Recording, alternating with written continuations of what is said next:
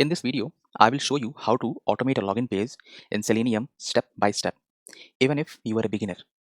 No theory, no confusion, just the exact step you need to write for your first real automation script. So I'm assuming that you already have Selenium set up. So I already have set up my project. Web drivers are already configured and the browser is already launching. So if you don't have Selenium installed, that's a separate video. Okay, for now, let's focus only on automating a login page. Okay. So we are going to use this website, and these are the default username and password which we can use it for practice. Let's locate the username field. First, we locate the username. Okay, every Selenium script start by finding element. Okay, so let's locate this first. I'm going to copy this element, paste it here. Let me write the code. Since it has ID, I'm going to use ID.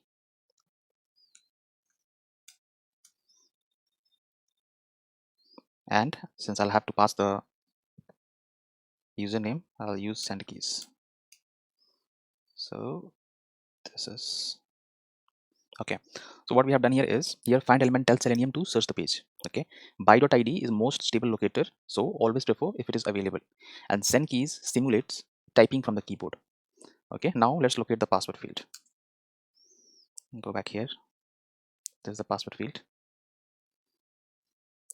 Let me copy this. Okay, so it has input type is password, and then ID is password. It also has ID. So let me write this locator for this. Find element by.id, and ID is password here. Again, I need to send keys. I'll be sending password. Okay, so we identify same idea here also. We identify the field and type the password. Okay, notice I'm not hard coding anything fancy here. Simplicity first and then framework later. Now we need to click on login button. So here we have the login button or submit button. I'll just click on it, copy this. Let's come back here,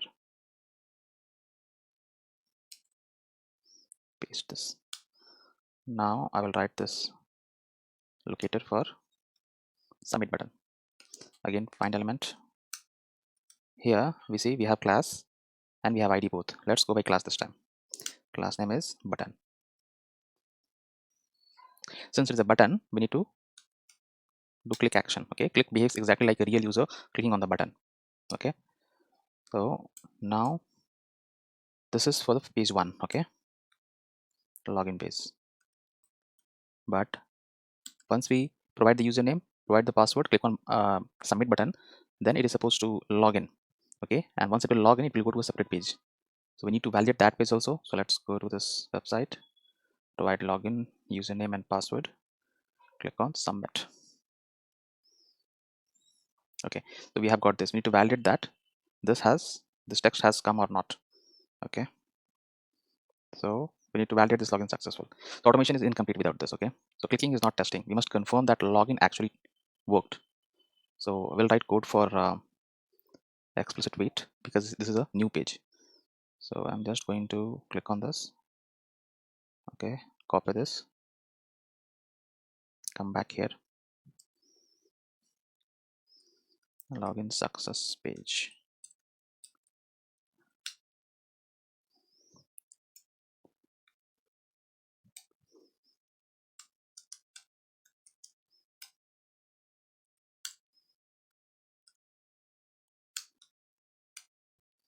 Let's give 10 seconds for this explicit wait.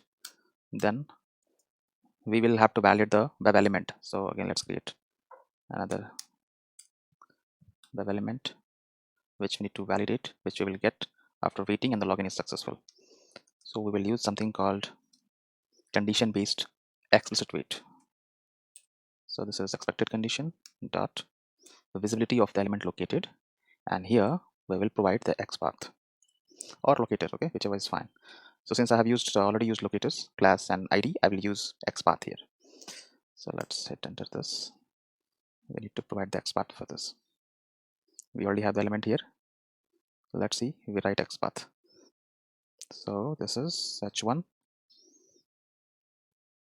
and we need to validate the text, and that should be equal to the text mentioned here, logged in successfully. Let's see if it is correct or not.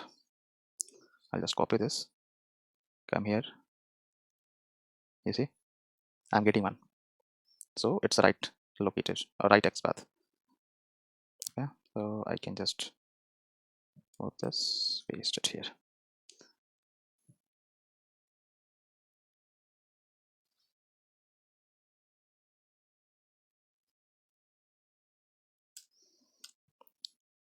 All right, so now this wait pauses execution until the success message appears. Okay, so there will not be any guessing and there will not be any fixed sleep. Normally people use thread.sleep, we will not use it here.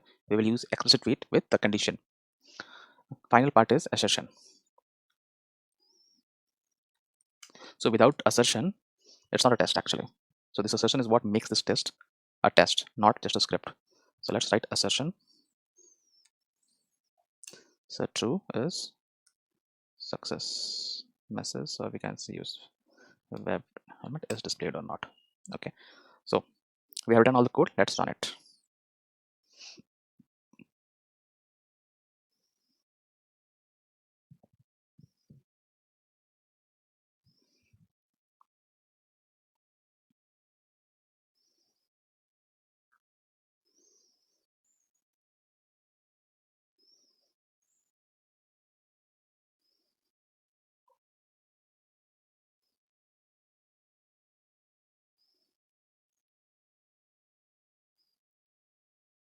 All right, so assertion has passed. As you can see, total tests on 1, pass is 1, failure 0. So assertion has also passed.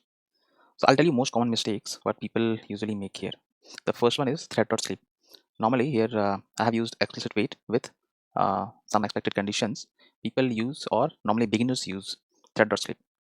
So hard waits slow your tests, and and it fails randomly. So always develop an habit of using explicit waits. Next is bad locators. Absolute XPath works today, but it will break tomorrow. So use ID, names, or stable relative XPaths. Okay. Third is no assertions. So if you don't validate the result, you don't know where your test has passed or failed. Okay. So these mistakes usually beginners make. So that's how you automate a login page in Selenium. Okay. Username, password, you click and then validate.